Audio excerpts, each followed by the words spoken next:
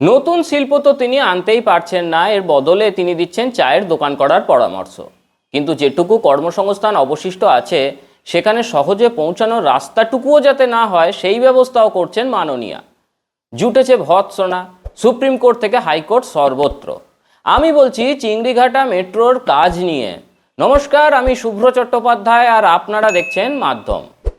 New Garia থেকে sector 5 হাজার হাজার আইটি কর্মী এবং সাধারণ মানুষের লাইফ লাইন হতে পারে এই মেট্রো রুট। কিন্তু মমতা বন্দ্যোপাধ্যায়ের সরকারের জেদ আর অসহযোগিতায় মাত্র 366 বর্গমিটারের একটি কাজ আটকে পড়েছিল। মেট্রো সংযোগ সম্পূর্ণ হলে সেক্টর 5-এর গুরুত্ব বাড়বে, মানুষের যাতায়াত সহজ হবে। সেটা কি মুখ্যমন্ত্রী চান না? সেক্টর 5 মানেই বাংলার শিক্ষিত মেধাবী ছেলেদের শেষ ভরসা। একদিকে রাজ্যে কোনো নতুন বিনিয়োগ নেই, অন্যদিকে যেটা আছে সেখানে পৌঁছানোর মেট্রো প্রকল্পকে উদ্দেশ্য প্রণোদিতভাবে আটকে রাখা হয়েছিল দীর্ঘদিন। রতন টাটা বলেছিলেন পিস্তল ঠেকালেও সিঙ্গুর ছাড়ব না, কিন্তু মমতা বন্দ্যোপাধ্যায় ট্রিগারটাই টিপে দিলেন। 2008 সালে এভাবেই সিঙ্গুর ছাড়েন রতন টাটা। সেই একই শিল্পবিরোধী মানসিকতা আজ চিংড়ি ঘাটাতেও প্রকট। যেখানে উন্নয়ন হওয়ার কথা সেখানে তিনি বাধা হয়ে দাঁড়াচ্ছেন। যুবক যুবতীরা যদি সহজে সেক্টর 5 বা কর্মস্থলে পৌঁছাতে পারে তবে তারা মাথা উঁচু করে বাঁচবে। কিন্তু সরকার কি চায়? বাংলার যুব সমাজ চিরকাল শ্রমিক হয়ে ভিন রাজ্যে পড়ে থাকুক, পরিযায়ী শ্রমিক হোক।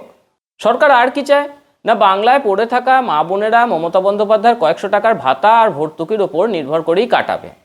পেটের ভাত কি সামান্য যৎসামান্য ভাতার টাকায় জোটে?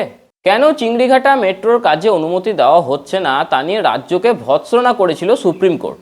সেই ভৎসনার পরে চলতি এপ্রিল মাসেই মেট্রোকে কাজ করার অনুমতি দিতে বাধ্য হয় কলকাতা পুলিশ।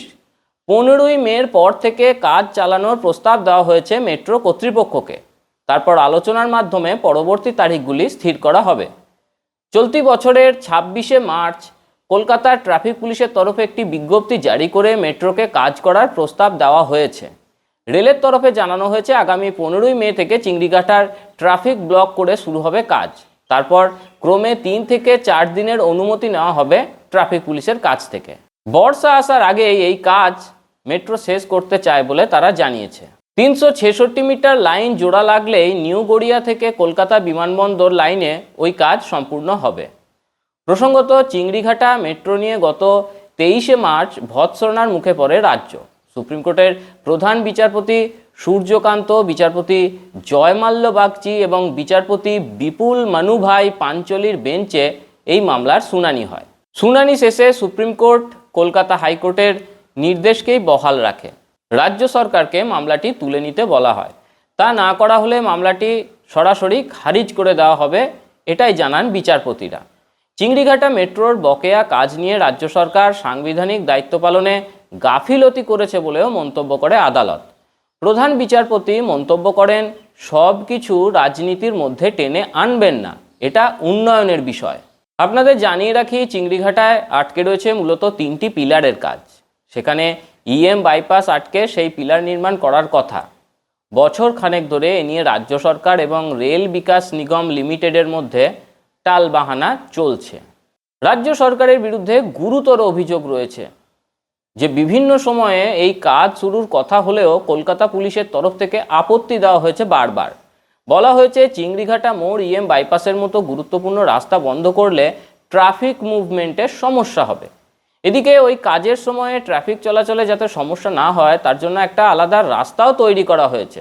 রেলের তরফে বারবার অনুরোধ করা হয়েছে রাজ্য সরকারকে যে রাতের দিকে যখন ট্রাফিক কম থাকে তখন ওই কাজ করা হোক, কিন্তু তাতেও কোনোভাবে রাজি হয়নি মমতা সরকার বা কলকাতা পুলিশ।